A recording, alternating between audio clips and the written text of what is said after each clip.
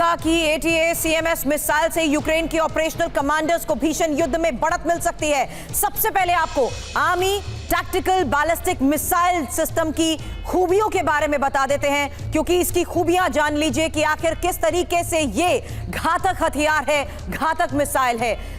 ATACMS ballistic प्रणाली है। हालांकि इसकी फायरिंग रेंज 300 किलोमीटर है और वजन है 1670 किलो।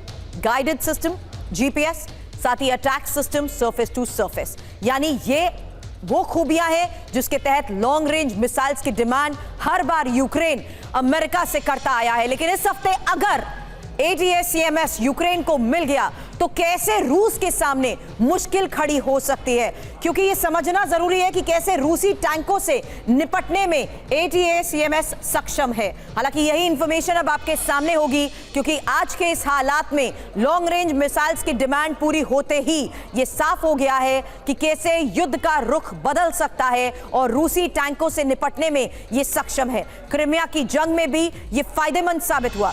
छोटी सैन्य टुकड़ियों से निपट सकता है और साथ ही रूसी सैन्य इंफ्रास्ट्रक्चर पर भी टारगेट हिट कर सकता है। हालांकि ATACMS को हाइमार्स से लॉन्च करना संभव है। ये इसकी खूबियां आपके सामने इसलिए क्योंकि ये डिमांड अगर जल्द से जल्द यूक्रेन की US पूरी करने वाला है तो साफ है कि युद्ध का रुख आने वाले दिनों में बदल सकता है। एक और महत्वपूर्ण खबर थी अब्राम टैंक को लेकर, और अब्राम टैंक्स की पहली खेप अब यूक्रेन पहुंच चुकी है। जेलेंस्की का अब्राम्स पहुंचने का ऐलान, जहां बहुत जल्द वॉर फ्रंट में अब्राम्स नजर आएंगे और यूक्रेन को अमेरिका से कुल 31 अब्राम्स मिलेंगे। जेलेंस्की ने अमेरिकी अब्राम टैंक को लेकर क्या कहा, ये भी देखिए।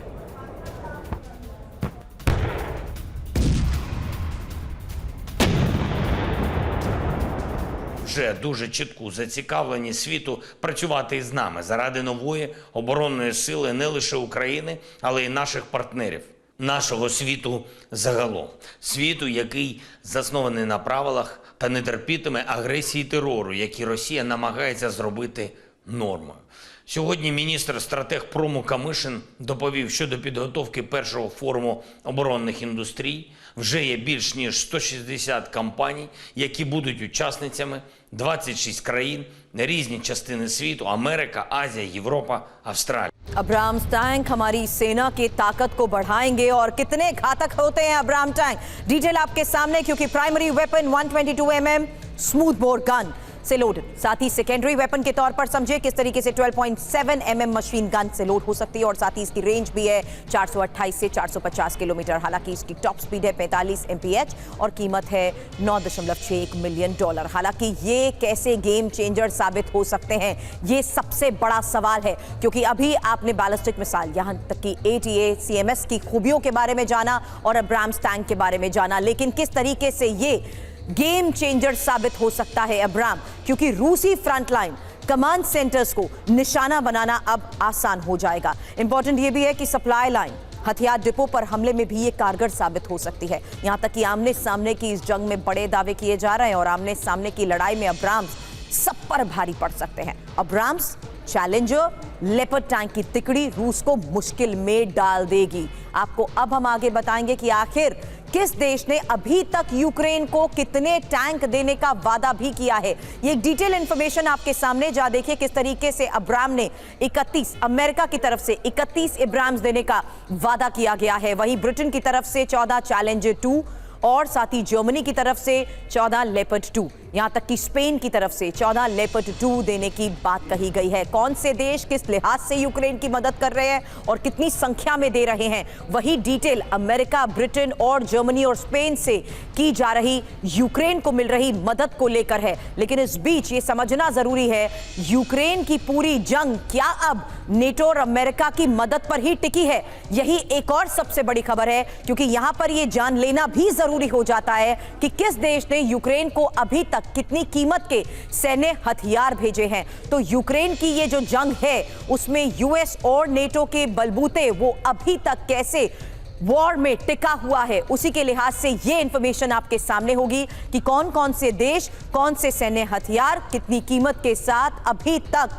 यूक्रेन को मदद पहुंचाते आए हैं। लेकिन इस बीच आज के इस हालात में पिछले 1.5 साल से जारी इस युद्ध में अमेरिका की तरफ से आई 2 बड़ी खबरें यूक्रेन को किस तरीके से बड़ी राहत दे रही हैं, ये आपने देखा। लेकिन सैन्य मदद के तौर पर अमेरिका अभी तक हथियारों की खेप पहुंचा चुका है यूक्रेन को, और उन हथियारों की कीमत है $46.6 बिलियन की मदद अमेरिका की तरफ से यूक्रेन को मिली है। वहीं $18.9 बिलियन की जर्मनी की तरफ से सैन्य मदद यूक्रेन को मिल चुकी है। वहीं ब्रिटेन लगातार अपना सहयोग जारी रखे हुए है, जहां $7.3 बिलियन का सहयोग, और पोलैंड और Netherlands 3.3 billion Poland, 2.7 billion Netherlands की तरफ से हथियार पहुंचाए जा चुके हैं। वहीं इन्हीं सैन्य डील में पोलैंड ने जो सहयोग दिया है उसके तहत कई बड़े दावे भी किए गए हैं, क्योंकि पोलैंड वो देश है जो अब तक युद्ध में सबसे ज्यादा टैंक दे चुका है, और ऐसी और भी कंट्रीज हैं जिनकी सैन्य मदद के बलबूते यूक्रेन अभी युद्ध में टिका हुआ है। तो America, Germany, Britain, Norway, Poland, Netherlands, यहां तक कि कनाडा और स्वीडन, क्योंकि कनाडा भी $3.3 बिलियन की मदद दे चुका है, और स्वीडन $2.7 बिलियन की मदद, सैन्य मदद अभी तक यूक्रेन को दे चुका है। वहीं फिनलैंड भी $1.4 बिलियन की ये सहयोग, सैन्य सहयोग देता आया है, क्योंकि यूक्रेन को सहयोगी देशों से कौन कौन से अभी तक हथियार मिले हैं, ये अगली इंफॉर्मेशन आपके सामने होगी। अभी आपने जाना कि आखिर उन हथियारों की क्या कीमत है, वो सैन्य डील जिसके बलबूते अभी तक युद्ध में यूक्रेन टिका हुआ है। लेकिन कौन कौन से वो हथियार हैं? यहाँ जेलेंस्की के तर्कश में नेटो अस्त्र, इसलिए क्योंकि एयर डिफेंस सिस्टम के तौर पर पैट्रियट, यहां तक कि S-300 और स्टार स्ट्रीक मिसाइल्स भी मिल चुकी हैं। वहीं लॉन्ग रेंज आर्टिलरी के तौर पर हाइमार्स और होवित्जर की बड़ी भूमिका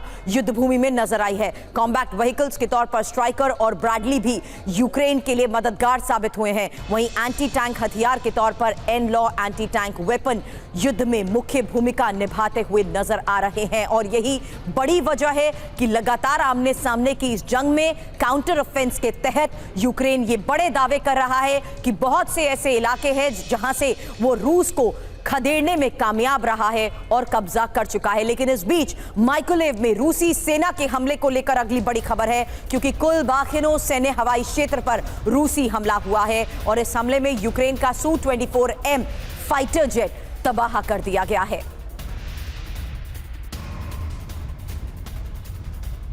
इंफॉर्मेशन वॉल का रुख करेंगे, क्योंकि आपको हम दिखाएंगे रूस ने माइकोलेव के किस एयर स्ट्रिप पर यह हमला किया है और किस आधार से ये दावे किए जा रहे हैं, क्योंकि सेवेस्तोपोल हमले का बदला लेने की फिराक में रूस है।